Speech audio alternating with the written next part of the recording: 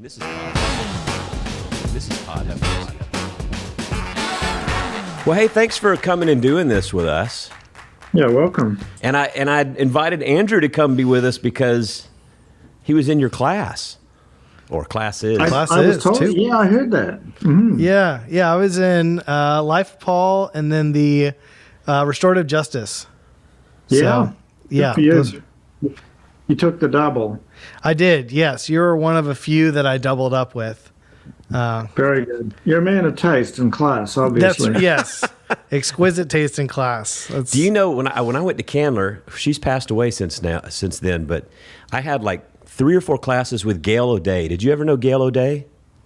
I did not. No, she was real big into, she was a homiletics preaching, but she was real big in the Gospel of John.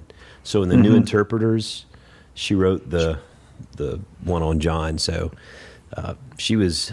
That's why I always liked the Book of John, not just because it's a great name. Your own, yeah. Yeah. Well, yeah. So today we'll get going. Andrew Wolf you were with us last week with Joy. Matt Russell is gone, who normally co-hosts. We have new chairs. This is going to be fun. Yeah, I might go to sleep in this chair. We know him. So you know Matt Russell? Yeah. Yeah. So you get to miss Matt. He's in Cambridge. They're lecturing over in England, and so he's gone this week doing Matt Russell things, fun things. Yeah. What does Cambridge want to learn from Matt Russell? I'm excited about that. Well, he's slightly worried.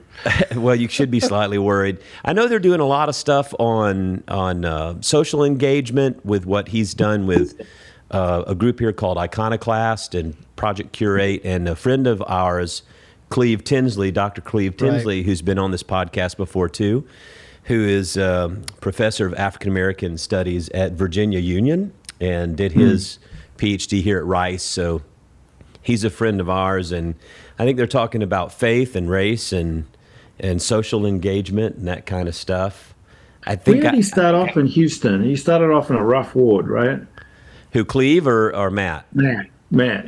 Yeah, Matt started out here at Chapelwood. He started a community of faith called Mercy Street, which has become a really good, wonderful community here at Chapelwood.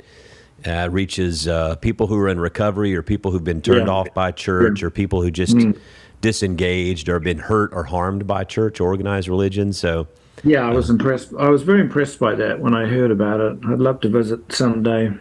Well, you should come. We'd love to have you. So I could do that in the morning, and I could do Joel Osteen in the afternoon. Right? You could do Joel Osteen in the afternoon. Yeah, of course. Nope, he's here. Parking's easier at Chapelwood, just to give you a heads up. I gather that. It is. Well, today we're blessed to have Professor Douglas Campbell, who is professor of New Testament at Duke University, the theology school there. Do you want to introduce him, or do you want me to do this? I'll let you introduce him, but I can add my own. And then you can clean it up? Yeah, I can add my own. Well, I can just give you this stuff. Douglas got his degree in political philosophy from the University of Otago. Is that pronounced correctly, Otago? That's good. Yeah, well New done. Zealand. And graduate degrees, religious studies, University of Toronto in Canada.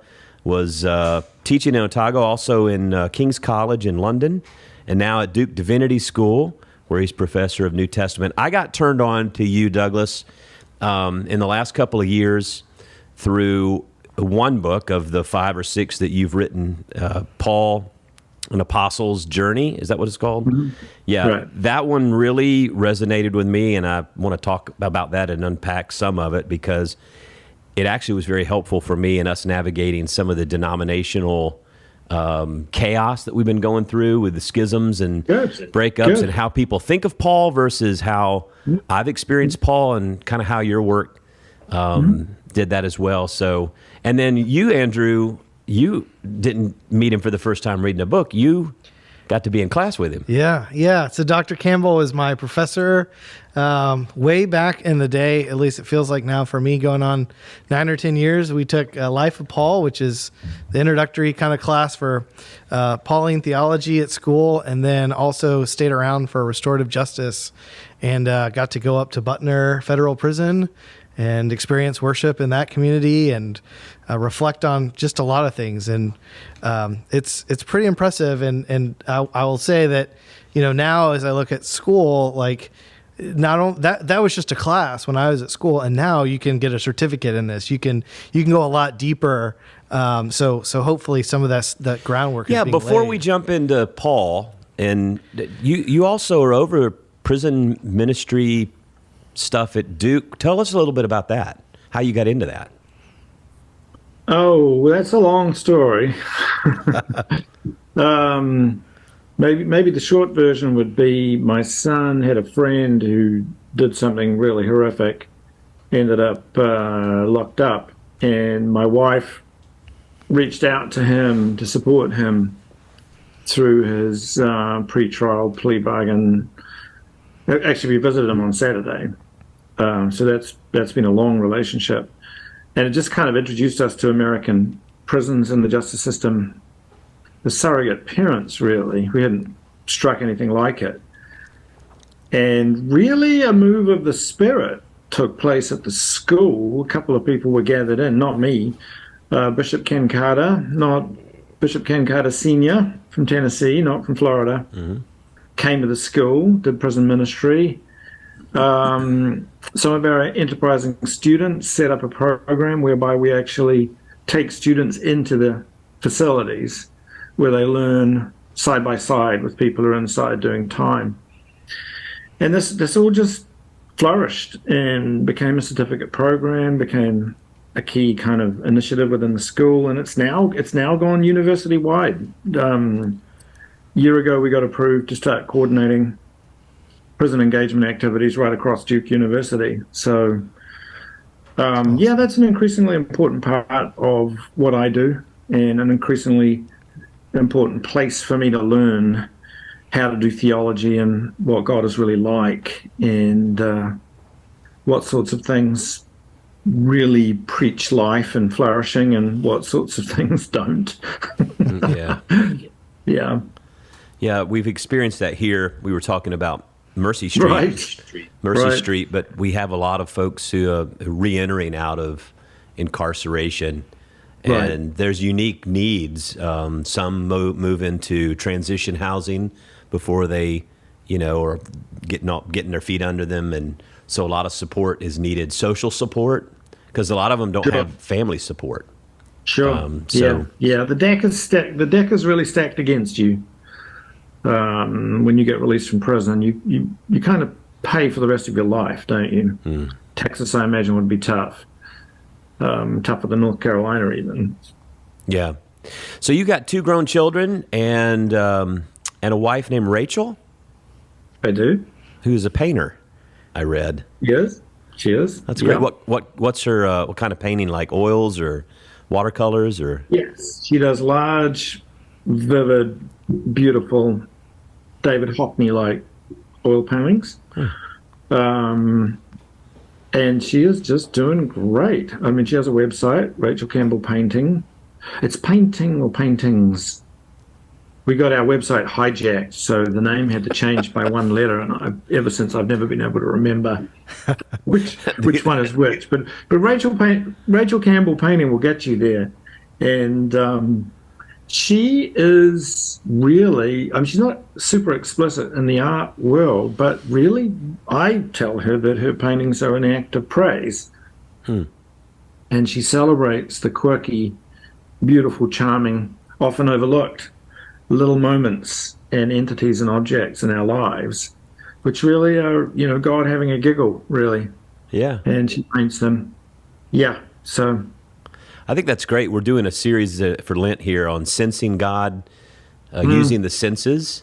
And I think sometimes we handicap ourselves because we think God's only this internal piety type spiritual thing. And so we cut ourselves off from the rest of what we are. You kind of worship God on the golf course. I do. Like I have been known to do before. That's right. That's a different type of worship. Yeah, playing golf takes me to the dark side, I'm afraid. It doesn't take me closer to God. It takes me closer to the abyss. Well, one of the things that, as I shared at the beginning, one of the things I really was really excited about having you on is, in our denomination, United Methodist Church, you're probably familiar. There's been a lot of disagreement around human sexuality, but then it manifested into a lot of other accusations about stuff that's not even true. But we're not going to go there. We've litigated. Thanks, Sam. You can bring that in.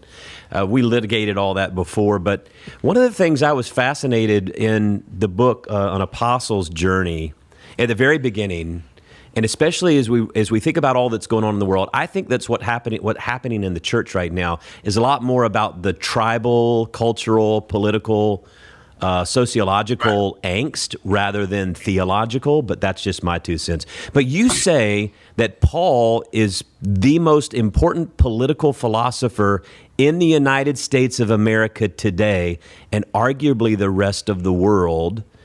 And he has a lot of influence on our culture and politics, maybe more than any other modern figure. How do you unpack that a little bit? Yeah. Oh, it's actually pretty simple, particularly for Protestants. They do get most of their theology from Paul, and they tend to get it from Romans. Romans tends to kind of run that show, the book, his letter to the Romans. And what you do theologically is also what you do politically. So the sort of God that you think is fundamental and the sorts of qualities and attributes and activities that you think are fundamental to God will inform your politics, your ethics, and your parenting. And so Paul, I think, is incredibly influential just by virtue of that chain of causes. But where things get complex is I think he's been misinterpreted. The wrong parts of Romans have been read in the wrong way, I would suggest. The bulk of his advice has been kind of muffled. And so you sort of have two Pauls stalking the church. You've got an authoritarian Paul, whom I would say in the end of the day is being constructed in our own image. Wow.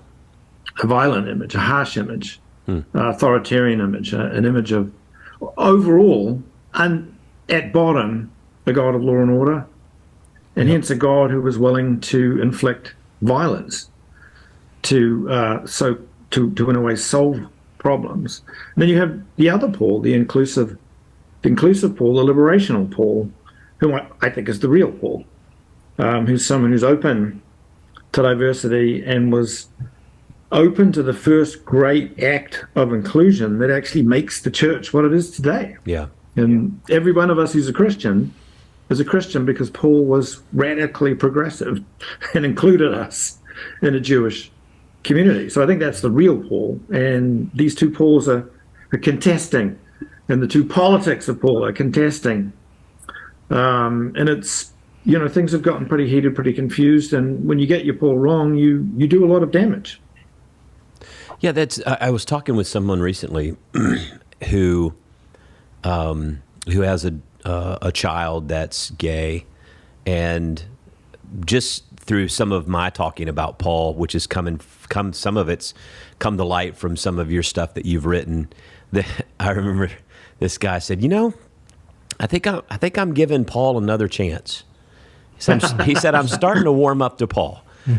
Because I think a lot of us come in and we think of Paul as it's almost like very legalistic. We think of Paul in like the Ten Commandments or the Levitical law, and he's got this whole list of things you can't do that are bad, that are wrong.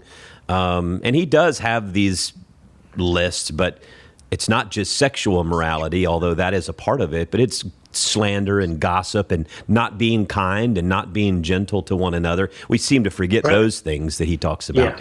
But people think of Paul as this, forgive my French, but like a hard ass. Like he's just mean and he's coming in. And as I've read him more and more, I don't get the sense of that at all. No, he's not at all. This is the misperception. Which is really building out of two chapters right at the front end of Romans, which are stern and harsh. And my reading of those chapters is controversial, but I still think it's right. I think Paul is actually parodying a harsh, authoritarian, hard-ass opponent. He doesn't like him. And I think Paul could stand firm. I think of Paul rather like Martin Luther King. So nobody's going to say, oh, Martin Luther King's a pushover. He's a namby-pamby progressive. He's a really, really strong, outspoken person. He's got very powerful things to say. But he's not a mean person. He's a kind person. He's compassionate. Yeah. That's really what Paul was like. And when you drill into the letters, he's actually very diplomatic when he has to be. Yes. He's very subtle. And he was very much a peacemaker. He's trying to bring these diverging groups. That's what's really impacted me, and some people are not happy about that. Is you have different cultural input. You have Jews and you have pagans and you have people who are impacted by all the outside culture. We have that today in our Methodist churches. We have Democrats and Republicans and people who have different worldviews. But nowadays we're told we can't exist, we can't coexist. But Paul was teaching them how to coexist by loving one another and laying certain things down. One of the things that stands out to me is the whole eating the meat sacrificed to the idols. And it's almost like he says to the ones who are coming out of the culture, he's like, hey, look, there's really nothing wrong with eating this. It's okay. But it really is bothering the Jewish members. So can you just, out of love for them, not eat this? He didn't come down like harsh and say, you're wrong, you're right, you're right, you're wrong, stop it. It was almost like inviting them in to participate in a bigger definition of community. Mm-hmm. Yeah, no, exactly. Paul, actually, I would argue, doesn't structure his ethics in terms of rules and laws at all. He's very, very flexible and very relational. He's open to God's commands, which can be unique and unexpected. And basically what he asks is people to think about all the time, couple of exceptions, but 99% of the time, what is going to help people to flourish relationally here? That's the right thing to do. And that can change depending on who's upset about what at any given time. But what will lead to the community flourishing relationally? And that's not really negotiable, that position. So if you're not doing something that's relationally sensitive and helping people to flourish, you haven't got Paul or the gospel at a really fundamental level. Like if you're doing something that's really damaging, really harming relationships, you've lost the plot somewhere. But the meat sacrificed to idols is a lovely example because think of what he says. He goes, I can eat meat. I like meat. Doesn't really matter. But if you're upset about it, I'll never eat meat again. I'm going to become a vegetarian unwillingly. Yes. Because I care about you. Imagine that, if I ask you to wear a mask and you go, that's a total waste of time. Nobody needs to wear a mask. It's stupid, it's silly, it's a little piece of paper on my face, not going to do anything. Paul would say, even if it is, if you love those people, you'll put it on. Yeah, I totally agree. Thoughts? Yeah. And that's a nice person, isn't it? Right? Yeah. Isn't that the heart of Methodism? Doesn't that get in touch with something deep down about Methodists? It's actually really good. No, it is. Yeah, I mean, and for Methodists or for Wesley, I mean, is so much is centered around small relational groups, small relational, communities where communion was happening, where it wasn't just about a worship experience, but it was about the deeper dive into life, where you're wrestling with what are the differences between us, and where is the love of Christ kind of uniting us instead. Yeah, you're working away on your virtues, aren't you? You've got your little 12-step program practically that you're working through together, holding each other accountable and that kind of stuff. I mean, it's very, very relational. Yeah. I think that vision is profoundly important and profoundly right.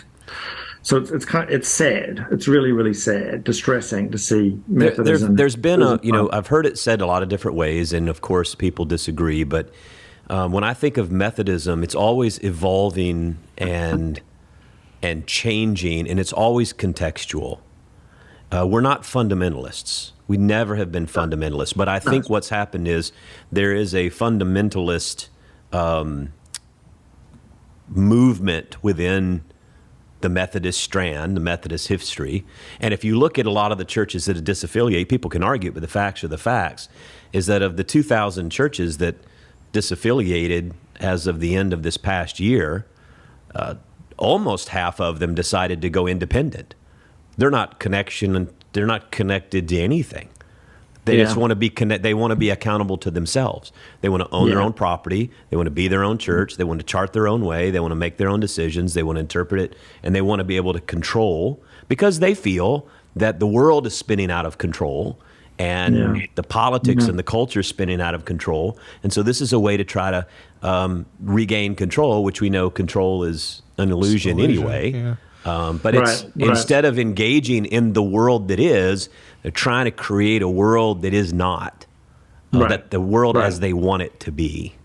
Right. Yeah, I think you're exactly right. There's an anxiety driving a lot of this, a real sense of anxiety. Modernity has made us anxious because we know too much. And there's too much going on. It's actually a real spiritual challenge. We're simply overwhelmed. There's just too much. And I think it's a very important part of the church's ministry to speak to that anxiety and really challenge people to get in touch with the fact that God has got this. There is a God on high who will work all things out. And we need to be challenged to grow our faith. Yeah. So that we really rest in this, and this gives us a serenity, which will be a powerful witness if we can reach that space.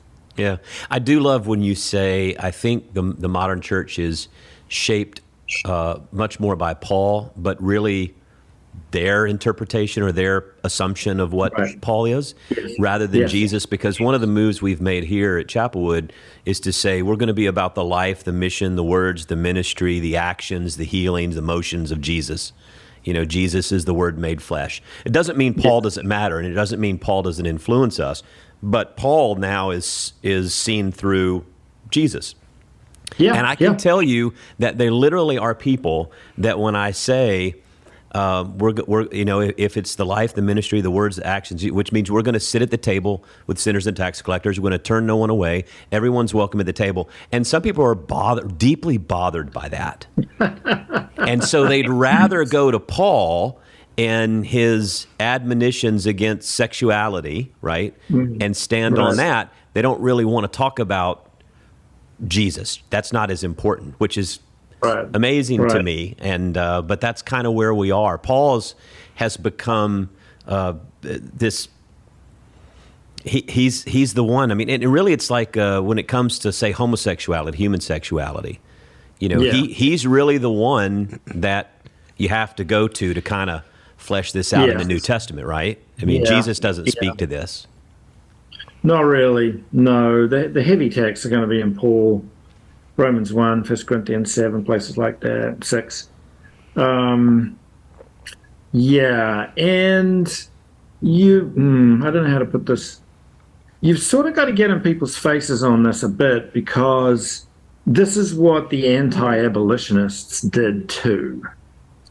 So the big debate for the last 150, 200 years in America has been over abolition. And the Bible was on the side of the conservatives who opposed it. And so the progressives, the inclusivists, if you like, had to work hard, but eventually were able to say, look, the Bible's, even though it's explicitly signing off on slavery, this is not the central message of the gospel. So you've got to read our Bibles in a way that deals with these passages constructively, which means not reading them literally. So nobody's going to sign off on Paul's statements about slavery now. We all agree that this is an evil.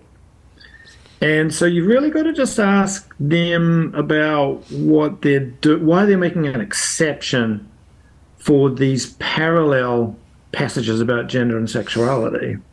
What's going on there?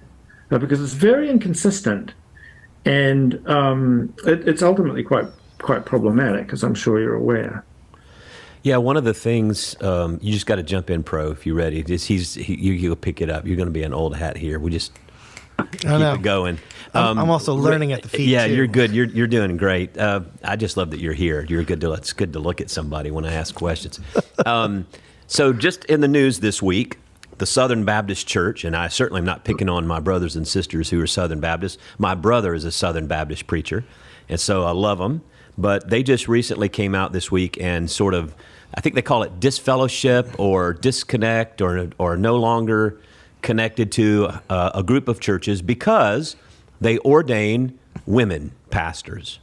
Oh, right. So in the New Testament talks about this. I know in Corinth, Paul had some things to say about, one of the you talk about in the Apostles' Journey about the 15 issues that Paul's dealing with. One of them have to do with the women speaking or praying and getting a little too ecstatic in the church services. Right. Talk a little bit about that and how people read, because the Bible does say women should not be in authority over men or shouldn't speak in the church. But there's a lot more going on there, isn't there?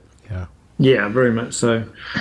Women not being holding authority over a man is the pastorals. So, I mean, most modern scholars view those as written a little later than Paul by an enthusiastic disciple. And you've got to understand the context. The pastor is rescuing Paul from the crazy people who are interpreting him in a radically anti-Jewish fashion in the 2nd century. He's been taken over by a whole spectrum of heretics. And so the pastor was trying to pull Paul back in to the mainstream and rescue his letters for the church to be used as scripture. And one of the movements he's pushing back against is Montanism, which is pretty crazy. Montanism is really out there and is led by female prophets, prophetesses. So that's probably where that's coming from. It's actually quite a specific admonition. So I'm happy to take it on board. Women shouldn't have authority over men. If you've got a crazy celibate, vegetarian, Montanist female prophetess, and I'll sign off on it. That's fine. Okay. We got a bunch of that. Yeah, once we get outside that constituency, we got to be a little bit more flexible. And we've actually got to go back to Paul, who was absolutely comfortable with women speaking, prophesying, praying, teaching, leading in the Spirit. But he doesn't want everybody gabbling and interrupting or gyrating and, in effect, losing their clothing, which is all pretty reasonable. This is what we do. We actually have applied Paul's admonition about not speaking in 1 Corinthians to everybody in the church except the pastor. Nobody jumps up and down and questions the minister in the pulpit, right? So that's now become something that applies to the laity. And, it would be a little tricky if some dancers got up the front there and got so exuberant and carried away, the young ladies, perhaps, if like their tops fell off. I mean, that would be distracting. And you would maybe go, hey, you don't have to dress like this at the swimming pool, but in church, it's just going to put people off a little bit. Let's dial it down. That all seems reasonable. And then on the other side, if you're a woman and you're filled with the Spirit, you get to talk as much as you want. Paul's really clear about that because you're only supposed to be talking in church when you're speaking in the power of the Spirit. Everybody who talks in church is meant to be feeling the Holy Spirit flowing through. I hope we're feeling the Holy Spirit leading us in this moment as well. So it's actually all pretty constructive. Yeah, and for people who are listening and may wonder, well, what is he talking about? Women dancing and their clothes fall off. This is exactly what Paul was dealing with. I mean, historically, when Paul was writing, that was exactly what was happening in the church in Corinth. Is they got into very ecstatic cultural ways of worshiping, jumping around, flailing, and clothes would come off the shoulder or whatever it is. And so that's one of the reasons why he was dealing with order in the church, which is one of the reasons why he says, you shouldn't be speaking in tongues and disrupting the service unless someone can interpret. It's only for the edification of the whole, not just for your own self-gratification. Yeah, let's not get crazy about this. This has to be done in a way that doesn't harm people. It's meant to be done in a way in which we can all flourish together. On the dancing point, if you've ever seen a nightclub, people are not wearing loose clothing because it'll be flying off. Yeah. Everybody's there. They're pretty strapped in. Everybody's pretty strapped in, actually. So this is, if you're dancing exuberantly and you're wearing loose clothing, it will come off. So it seems pretty reasonable to me. Yeah, I know I get stuck a lot in Corinthians because there's so many things that are applicable to that. So I guess we'll just stay there. I was going to talk about Thessalonians as well, because what I love about Thessalonians is how you talk about, Paul says, imitate me, follow me, model me. But what most people don't know is he went into the community, lived with the people, worked with the people, lived alongside the people. He's got this history. He didn't just walk in as some outside prophet and said, hey, follow me, do what I do, because I'm the Holy One here and I have all the knowledge. He lived alongside of people, so he didn't just come in to make these assumptions, correct? I mean, it's a very unique missional or evangelistic way that he did, which I think is a good model for all of us. Yeah, you're exactly right. And remember that you're exactly right. He's actually hanging out with pretty low status people in Thessaloniki because he's hanging out with hand workers. And in ancient society, you have a lot of slavery, and hand workers were just a tiny rung above slaves who were universally despised because they had to work with their hands. Like slaves, you have to work with your hands. You're a low status person. Upper class person won't touch anything with their hands. They won't even do an artistic pursuit. They won't paint, and they won't play a musical instrument because that involves hands, and that makes you like a slave. So Paul has entered into a very, very low status, kind of dark corner of society there to hang out with those people and become exactly like them. So when he's writing to the Galatians, he says, become like me because I became like you. So that's something that comes first. Yeah, fascinating. So challenging for us to be the sorts of people who can get alongside people who lack social status or social capital. Yeah, it's a real skill set that in a way we need to recover. Yeah, I love that his moral teaching, follow and imitate me, is not something unattainable because he's like, I've walked along you. You've seen me. Right. You've seen me next to you. Yeah. So, and I love also how you talk about how the moral code behavior is not something that happens in a vacuum. It happens in community. It's always in community. You talk a lot about the relational aspect of Paul's theology. Everything will be worked out in community. And now we live in a culture where everyone wants to separate. So if the PGA Tour is mad and some people don't think they're getting paid enough, they start the Live Tour, right? Or whatever. I mean, all we see are people breaking into smaller and smaller and smaller groupings where everyone already agrees. Yeah.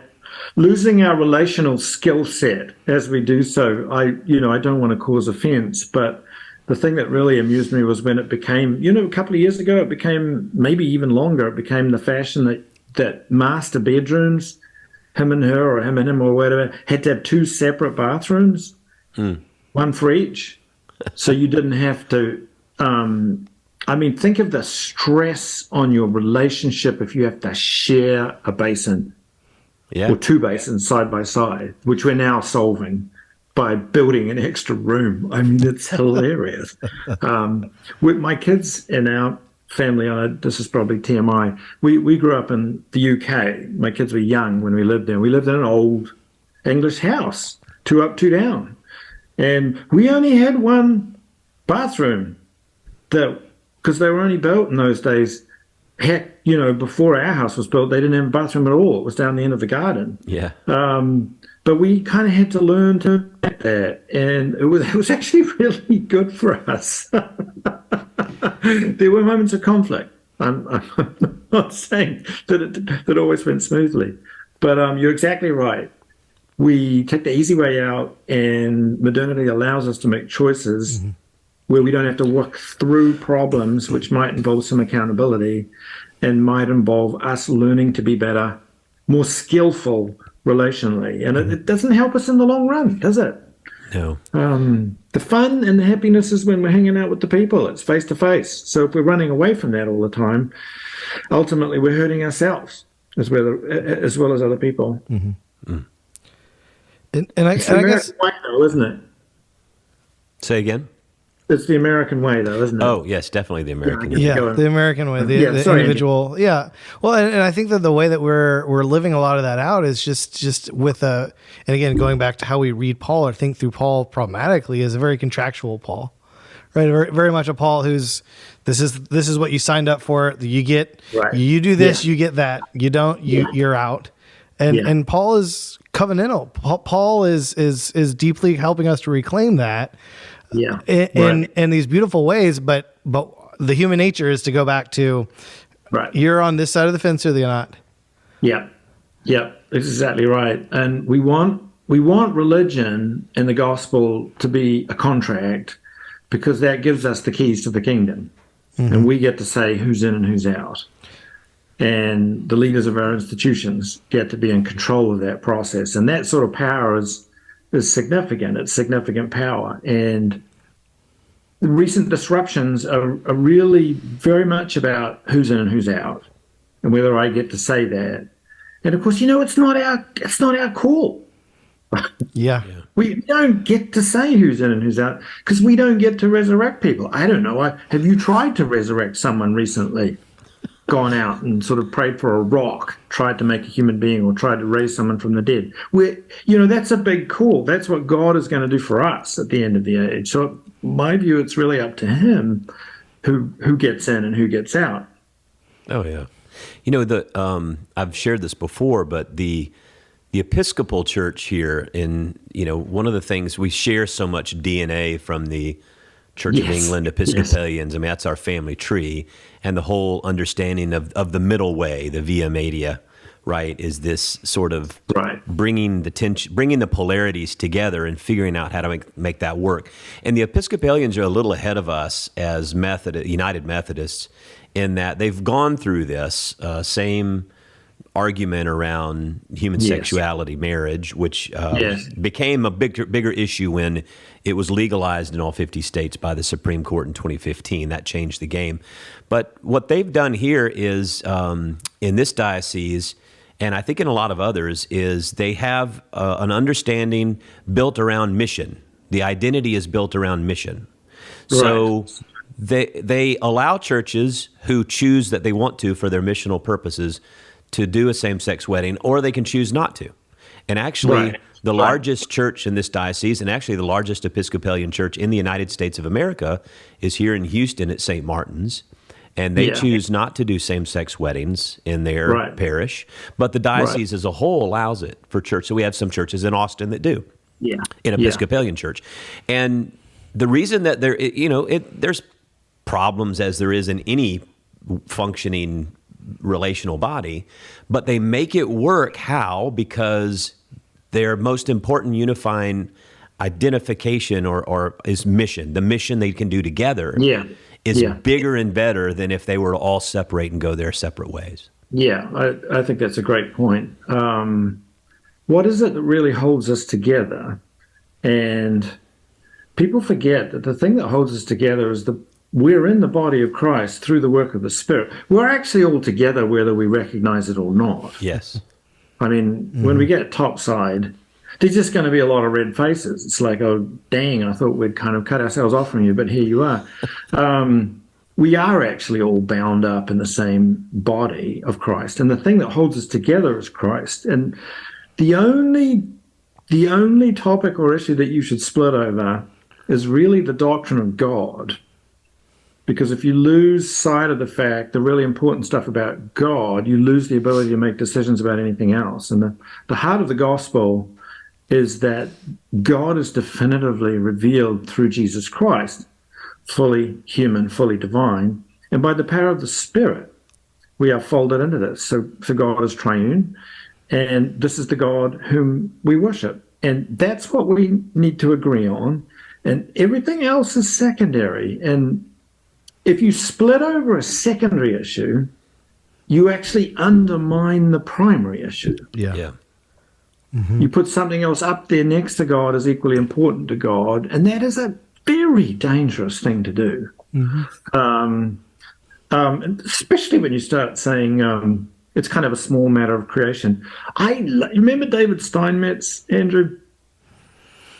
No. Church historian. Was he there in your day? He used to have a titter about this. Reformation historian, and he would go back and list the things that churches have split over, particularly in the Protestant tradition. He said, there was a famous church split in Europe some time ago where churches sundered their fellowship with one another because they disagreed over the species of the serpent that was erected in bronze on the stick in the desert. And it says it all, doesn't it? Right? The nature of the bronze serpent. So, separations over sexuality and gender construction are more visceral than that, but they're still highly constructed, and other generations and other cultures will look upon what we're upset about and be quite consternated by this. I do think, we can plunge into that. I think you will probably know a lot more about this than I do, but I sense that my more conservative brothers and sisters feel that they're not getting any ethics at all. Yes. To guide them. If we kind of let go of this, what are we really saying? Well, they feel if you let this, because I still consider myself conservative and traditional in many ways, and I feel, but I do know that they think that all right, if this has been taught the same way since the beginning, right? That's what they say.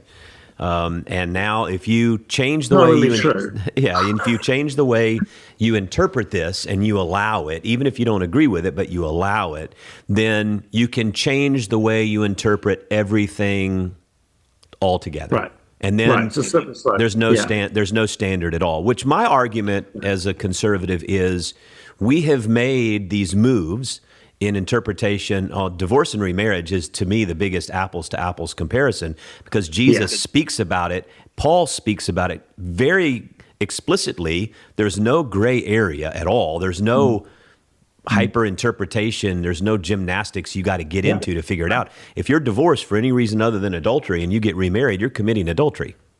Yeah. Period. Yeah. Yeah. But we've accommodated and we remarry, and yet they don't want to talk about that. We're going to use an interpretive standard on this, but we're not going to retroactively apply it to that. Right. Yeah. No, exactly. We've changed a whole bunch of stuff.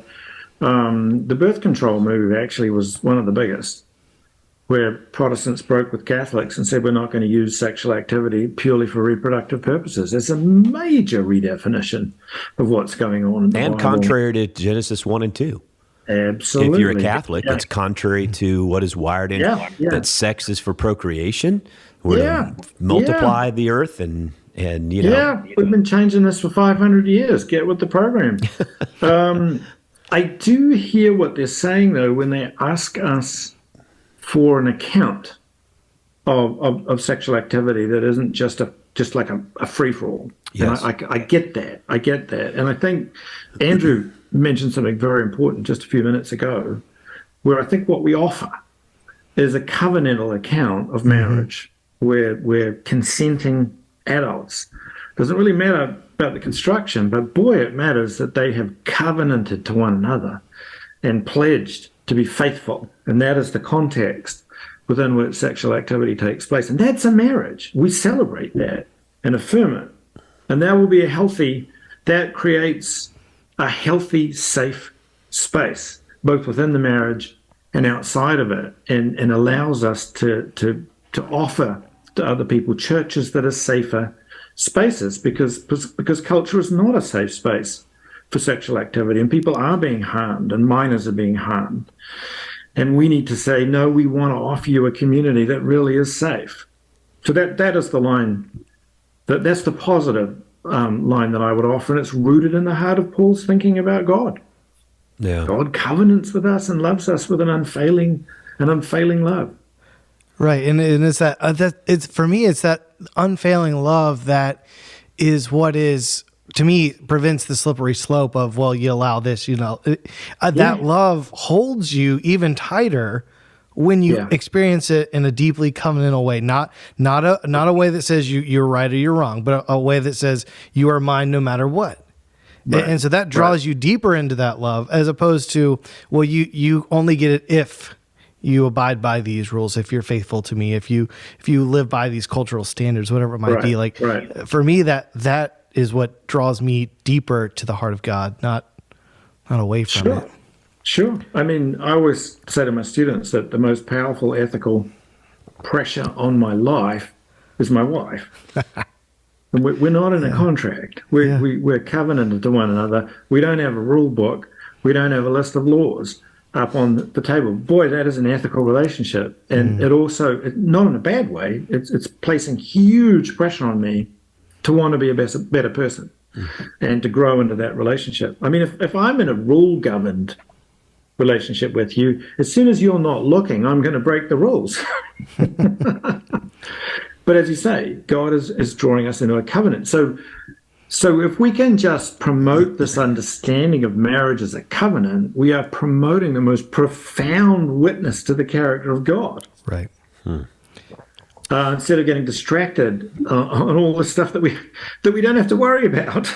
The one little throwaway I use from time to time with people is that that story where Jesus was asked. They come and they say, well, this guy married this woman and he died, and then the brother married her and he died, and then the other brother married her and he died, and the other brother married her and he died. So Jesus, when she goes to heaven, whose wife is she going to be? And he said, she's not going to be anybody's wife because there's no marriage in heaven. And it just makes people's heads explode. And that we spend all this time talking about this, and Jesus is like, that's a horrible question because there's no marriage in heaven. So, but I digress. No, it's a very important text. And you're putting your finger on a very important theological moment, which is none of this Christian gospel makes any sense if the place that we're going is not transcendent to the place we're in. We're going somewhere better. We're going somewhere qualitatively superior. We're going somewhere where there's no more death, no more sin, no more flesh, no more harm, no more evil, no more viciousness. We know we're going somewhere where we're probably not going to be like eating and drinking with the digestive system. So we have to celebrate this transcendence and also be consistent about it. We are going somewhere that lies beyond sexuality and gender. Sex is something that very much takes place down in the world that we occupy now. And this is a good thing. This is a good thing, and it teaches us not to overvalue. Yeah, I mean, one of the things that I always will say when I'm counseling or meeting with a couple is kind of the wisdom from the early church was they would say that marriage is the training ground for heaven. Is that when you are working out these issues where you don't have a set of rules and laws that you're having to abide by with your spouse, like you learn to embody graciousness, you learn to really get along when maybe you don't want to, and that trains us for what is to come, right? Where those kind of labels are. Or not. Well, Luther said, it's a school for character. Truer words were never spoken.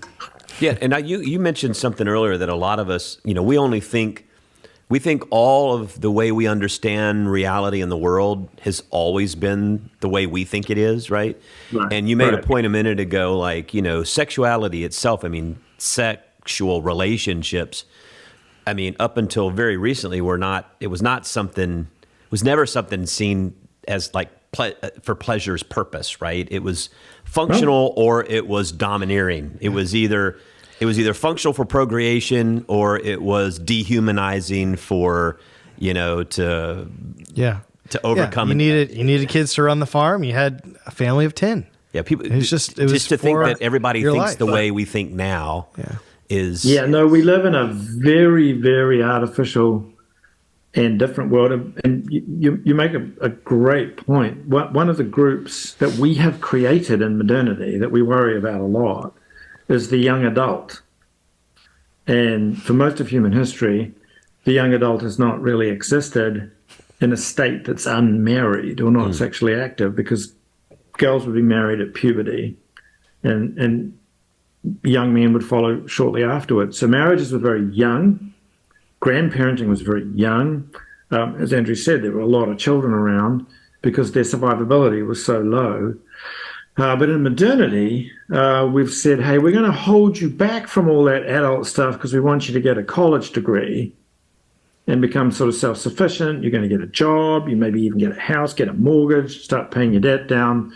We don't really want you to think about yourself as an adult till you're about 25, maybe later. Yeah. So we open up this zone that we push our young people into and say, okay, the Bible says you shouldn't have sex here. Even though you're ready to go biologically from here, we're going to send you into that stressful place. Good luck. Here's your virginity ring. Here's your purity ring. Yeah, the purity ring. Stick with it, or bad things will happen. And that is totally new. That is a new cultural creation. That zone that is so fraught. Well, not only do we tell you we're going to create this huge gap for you, but we're going to give you the internet. And don't get into any trouble on the internet. Yeah, there you go. That's right. And we're going to tell you, follow your own desires and passions and work out what it is, and give you a motor car and, yes. And disposable income. Yeah, it is just... We need to get in around and support these people. And we also need to do the thing that Paul was doing in Thessaloniki. We need to walk alongside them and speak their language and learn about the stuff from them that they're going through and be there in some of those spaces so that we can be supportive. That's a great point. I would argue. That's a great point. I had never thought about that big gap we've created culturally, but it's so true. Mm-hmm. As we wind this down, I want to be faithful to your time, and thank you so much for coming on with us. But the one thing that I really liked is, especially, again, in this section of Corinthians, just resonates with me. But you said there were, in your book, there were, in an apostle's journey, there were 4 main difficulties underlying the whole mess that the church was doing. I'm not going to ask you to remember. I'm going to give them to you and you can speak to them.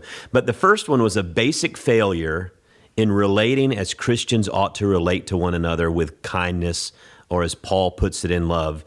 Man, that is such a reality in the church today. And that is exactly what Paul saw as one of the real big underlying difficulties that led the Corinthians to be in the condition that they were, is they just didn't relate to one another in love. Yeah. It's first base, and it's second base, and it's third base. If you're being folded into the triune God, the one thing that God is asking you to do is to relate to people with kindness. And this is where you bear the character of Jesus in your life. We are literally straining out a gnat and swallowing a camel. If you're not acting in kindness, you are missing out on the most important ethical demand on your life. You're missing out on the most important thing. And we get all of this the wrong way around. The end justifies the means. The end never justifies the means, because the end is the means. Yes. And the means is the end. It's all about how. It's all about the how. So whatever you think about this issue, it's imperative that we conduct ourselves with relational integrity. And sadly, never is the intrusion of the world more apparent than at this precise moment, in my view. I totally agree with that. I've said that for the last couple of years, is that the ends do not justify any means. And there have been, it's interesting to me that people are coming down using Paul on this issue of sexuality, and yet they slander, they gossip, they speak evil, they speak hatefully, they divide. It's like all the other things that are still in the same list that people who engage in that will not inherit the kingdom of God. Those things are fine. I can be hateful, mean, I can gossip, I can slander, but anyone who is sexually immoral, those people are the wrong people. And I have received the worst letters, emails, text messages from Christians, from Christians, Christian people who are upset about it. And I get we're upset. I'm upset about it. I'm disappointed in how we relate to one another. I'm sure I have even said, but I really want to try to embody this, because if you do spend some time in Paul, I tell people all the time, 1 Corinthians 13, Paul didn't write it for weddings. He said, I can have all the right answers. I can interpret all the scriptures accurately. I can do this and this and this and this, but if I don't have love, I'm just a noisy nothing. You know? Ephesians. Yeah. Start off with Ephesians. You've got the address, and then you've got a guy who's so high on the goodness of God, he can't finish the sentence. And it will run like a great song, a prayer from verse 3 right through to verse 14. All he's talking about is the goodness of God and what God has given us and planned for us to have from before the foundation of the world, and how he wants to wrap us in love into a fellowship in which we're adopted as children with one another and given the gifts of the Spirit. And it goes on and on and on and on. And then he prays, chapter 3, shortly after, you need the Holy Spirit to widen your categories to begin to grasp the depths of the love of God, which exceeds your capacity ever even to grasp it. Yeah, no, I love that. That's a good reminder to me. So, when Amanda and I, my wife and I, were getting married, we had to pick our scripture. We did not choose 1 Corinthians 13. I think I was trained well enough to know that. But we chose to Christ him from Philippians, right? Lovely. Because that jubilant, just like exhortation of where Paul is, it just bursting into this poem, this song, this deep expression of what it is to follow God, is like what we wanted to try to model our relationship off. That joyfulness, that part of kind of the artistry where you can't capture it purely in words, that comes through in that part of his letter. It was like the genesis of what we wanted to build a relationship on, and that's I mean, again, it goes back to that deeply inherently relational, in the mess incarnation, right? Connected back to who and what God is as Trinitarian. Well, I think that's a great word, Andrew, because what you're really saying is that as we journey into this controversy, it is the way of the cross. And we will be vulnerable and we will suffer, especially if we act with integrity. And this is a pathway that we must tread as Jesus trod it. And we won't be suffering as much as he did, but we will suffer. And how we handle that is very, very important. Yeah, there's just a lot of humility in a relationship that's deeply committed. And it's... Well, the one other thing, you have 4, but the 2 that stood out to me, the second one was very similar to the first, is the failure of the leaders in the church to act as Christian leaders should, which we've seen that. But the third one is like this arrogant theological reasoning on the part of some that was both amateurish and overconfident. I can tell you, I certainly don't claim to be a theologian, and I have been accused of being arrogant from time to time. But man, I have seen more people with access to Google who have come to tell me, exactly theologically what God's intent is and how the scriptures are. I mean, with just such confidence, people who have no idea what the word is in the Greek. They wouldn't even know if they recognized it. Have no context of Paul as a whole, no context of the book of Corinthians and how the pieces fit together, but they'll pull the clobber passages out, right? And but that's nothing new, is what you're saying in your book, is that this is exactly what Paul was dealing with in the church of Corinth. It's exactly what we're dealing with today. It is. Yeah, sadly. It's right there in the New Testament. Built into the New Testament is the conflict, the sundering of the body, even at that early stage. So we shouldn't be surprised by it. We should always be saddened by it. Yeah. So as you look at the future, I mean, one of the things I'm excited about is we're heading towards the end of at least one chapter, and pages are turning here, and I think that for our denomination is happening as well. What word of hope do you give the churches today? Maybe Methodist churches, but maybe others, as kind of where you are right now and what you're looking at and reading and studying, and kind of just where you land that you're passionate about? What's a good word to end on, as far as, and it doesn't have to be Paul, it could be wherever you are right now, as a word of edification. Paul is all about exhorting and edification of the body, so this is your opportunity to give us some. Yes. Well, I always start with the same thing, which is the really important thing is that you're attesting accurately and truly to the truth about God. We're in a contest, and it's really important that you just bear witness to the God of the gospel, who is a God of love, and that you're speaking about that, lifting up that God clearly, with as much integrity as you can. And that's our first job. And that's the most important job. And we do that faithfully, whatever the results. And we let the results kind of look after themselves. They're kind of secondary, as long as we're being a faithful witness to the nature of God.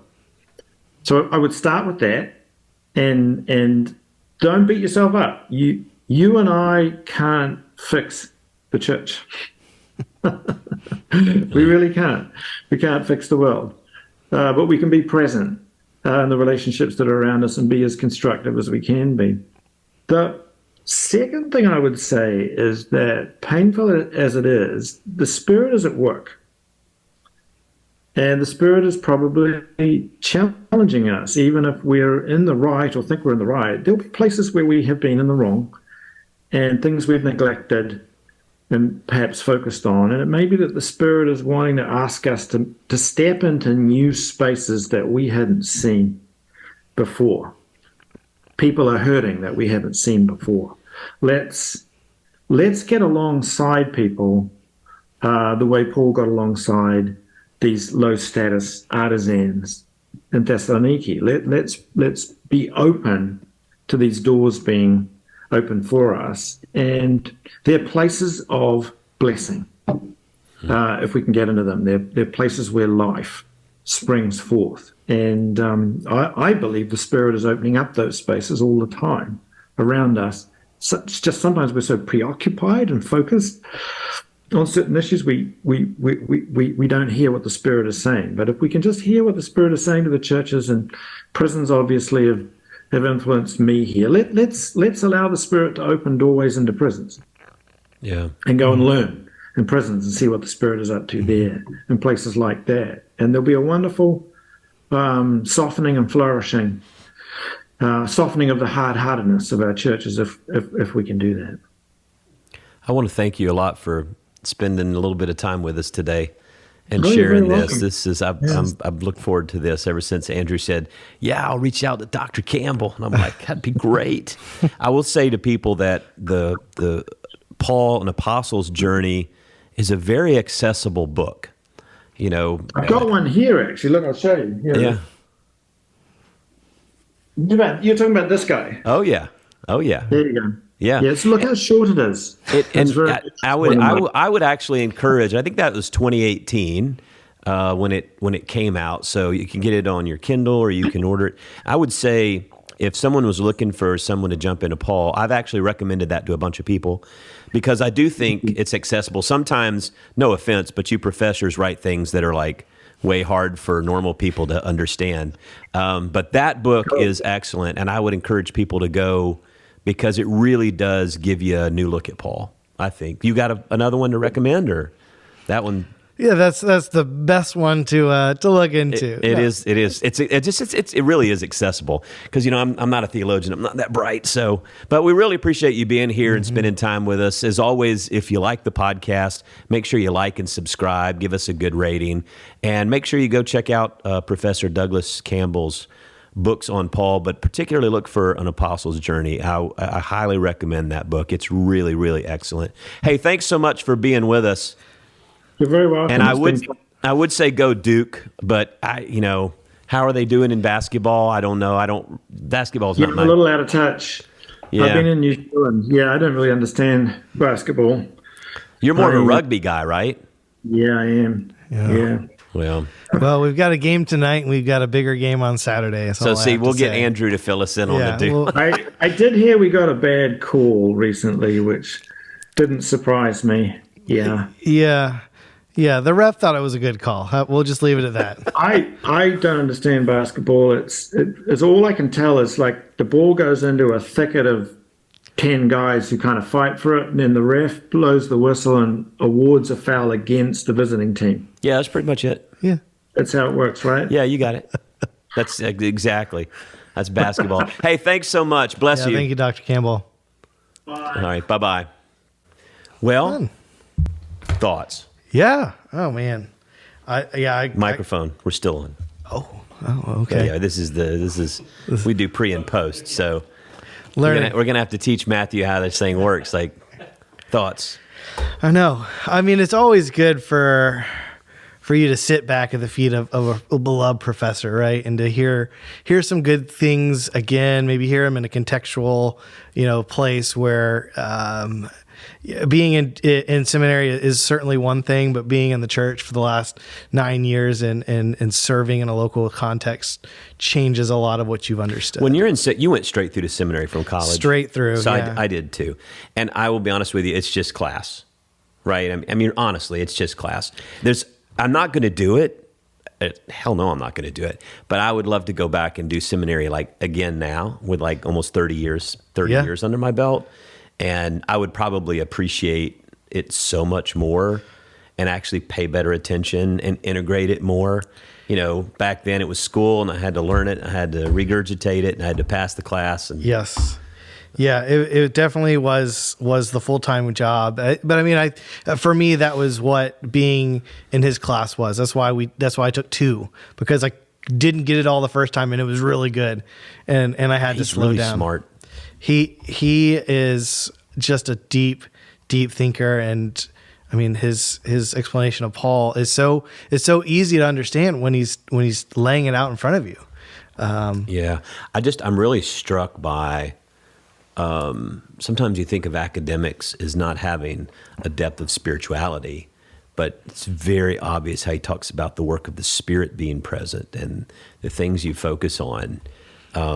That's pretty special for an academic or a theologian. Yes, I think. Absolutely. I mean, and I think that is what makes his work that it has to be tied. I mean, if you're gonna teach Paul, this guy who created 12 or so churches, being in the church, having a relationship with the church, it's just going to make the teaching all the stronger. It contextualizes it deeply. Totally agree. Well, hey, Andrew, thanks for being with us and filling in for Matt. Matt may never come back, and then that could be your seat. All right. Well, I'm ready. Well, I'm John Stevens. I'm Andrew Wolf. And this is Pod Have Mercy.